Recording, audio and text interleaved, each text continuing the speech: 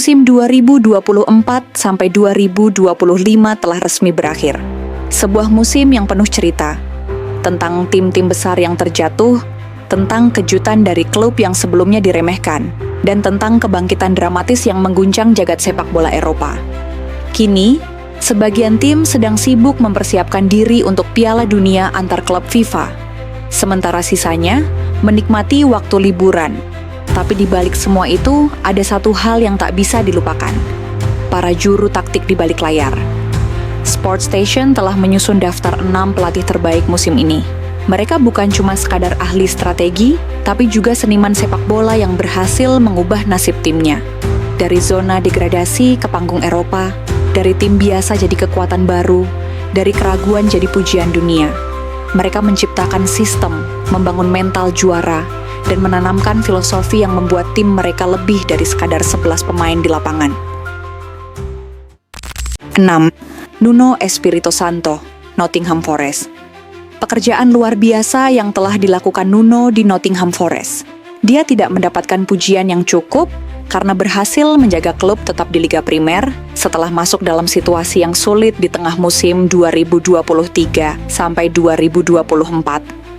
Tetapi Nuno memiliki rencana untuk pertumbuhan pesat dan telah melaksanakannya dengan sempurna. Setelah memperkuat tim dengan merekrut Nikola Milenkovic, Elliot Anderson, dan Morato, Forest dengan cepat naik ke kontender 4 besar, bermain dengan gaya serangan balik yang efektif, yang memungkinkan Chris Wood, Anthony Elanga, Callum Hudson-Odoi, dan Morgan Gibbs-White berkembang di sepertiga akhir. Usaha Forest untuk Liga Champions kehabisan tenaga di akhir musim.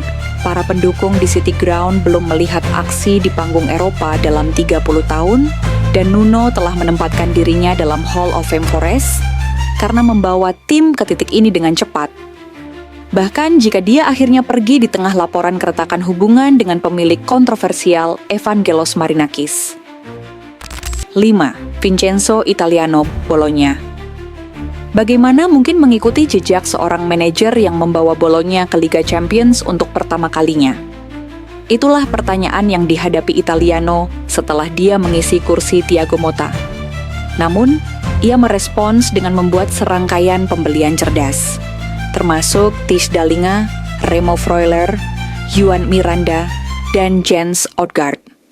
Tim baru ini tidak langsung menyatu, saat Bologna hanya memenangkan 1 dari 7 pertandingan pembukaan Serie A pada 2024 sampai 2025 sambil berjuang untuk menyeimbangkan komitmen Liga Champions. Tetapi kemenangan 2-0 di Cagliari pada 29 Oktober memicu perubahan keberuntungan.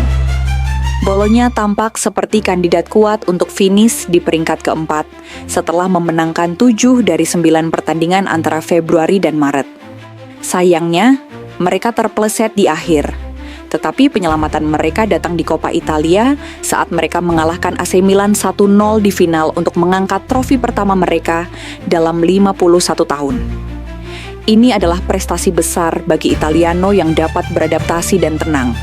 Tidak hanya karena ia mengalami 3 kekalahan di final dalam perannya sebelumnya di Fiorentina, tetapi juga karena ia mencegah Bologna dianggap hanya sebagai keajaiban satu musim. 4. Eddie Howe, Newcastle. Howe telah melakukan pekerjaan yang baik sejak mengambil alih sebagai manajer Newcastle pada November 2021, membawa mereka ke Liga Champions untuk pertama kalinya sejak era Sir Bobby Robson. Tetapi ada beberapa keraguan tentang posisinya menjelang musim ini. Itu karena The Magpies terperosok ke posisi ke-7 di Liga Primer pada 2023/24. Yang memicu pembicaraan bahwa Howe bukanlah orang yang tepat untuk mulai meraih trofi dengan kekayaan dari grup kepemilikan mereka yang didukung Saudi. Tidak ada yang meragukan kredibilitas pria Inggris ini sekarang. Howe membantu Newcastle mengakhiri kekeringan trofi domestik selama 70 tahun dengan sukses di Piala Liga dan mengarahkan mereka kembali ke panggung Eropa dengan finish di peringkat kelima di Liga Premier. Dia banyak berhutang pada penyerang produktif, Alexander Isak, metronom lini tengah, Sandro Tonali, dan raksasa pertahanan, Dan Burn. Tetapi Howe berhak mendapatkan sebagian besar pujian atas kebangkitan Newcastle. Fleksibilitas taktis mantan manajer Bournemouth ini telah memberikan keunggulan kepada Newcastle dalam banyak pertandingan besar, dan para pemain telah menunjukkan kesediaan untuk berjuang mati-matian untuknya. 3.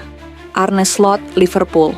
Adalah pernyataan yang meremehkan untuk mengatakan bahwa Slot memiliki tugas besar setelah menggantikan Jurgen Klopp di posisi puncak Liverpool. Klopp adalah sosok yang dicintai, yang mengembalikan The Reds ke puncak di Liga Primer dan Liga Champions, dan membawa sepak bola heavy metal ke Anfield, yang memukau para pendukung setiap minggunya.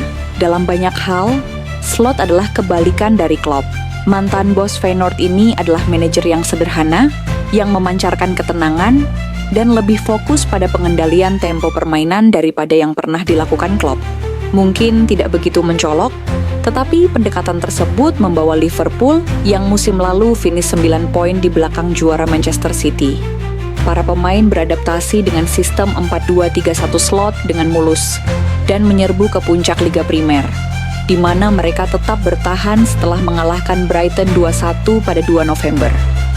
Liverpool memenangkan gelar dengan 4 pertandingan tersisa, mencatatkan rekor serangan terbaik di Liga. Slot mengeluarkan yang terbaik dari Mohamed Salah, sambil juga memaksimalkan potensi penuh Ryan Gravenberch, Alexis McAllister, Cody Gakpo, dan Dominic Szoboszlai, memungkinkan klub untuk melanjutkan dari Klopp jauh lebih cepat dari yang bisa diprediksi siapapun. Pemilik FSG harus mendukung Slot di bursa transfer musim panas ini untuk mengatasi beberapa kelemahan.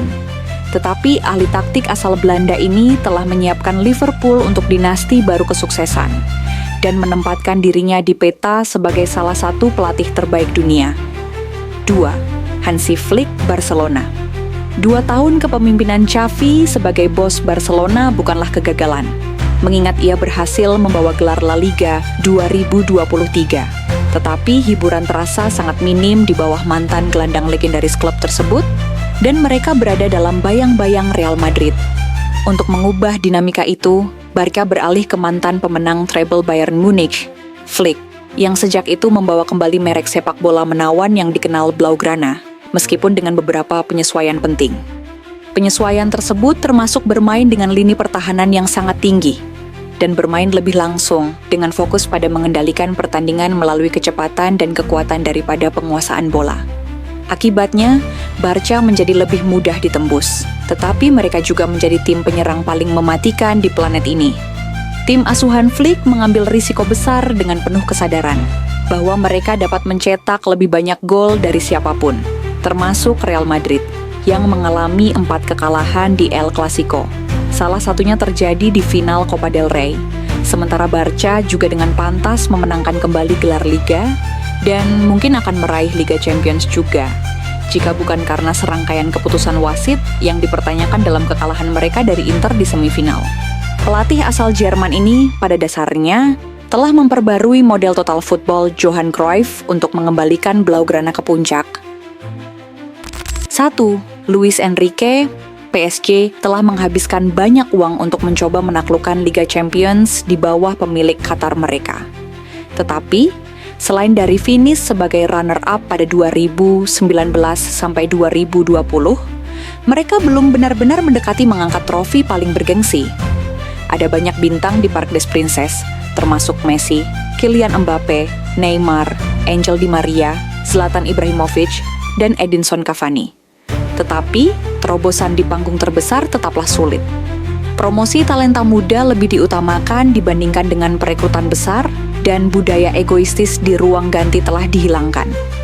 Luis Enrique masih menyukai sistem 4-3-3 yang didasarkan pada penguasaan bola, yang membawa banyak kesuksesan baginya di Barca.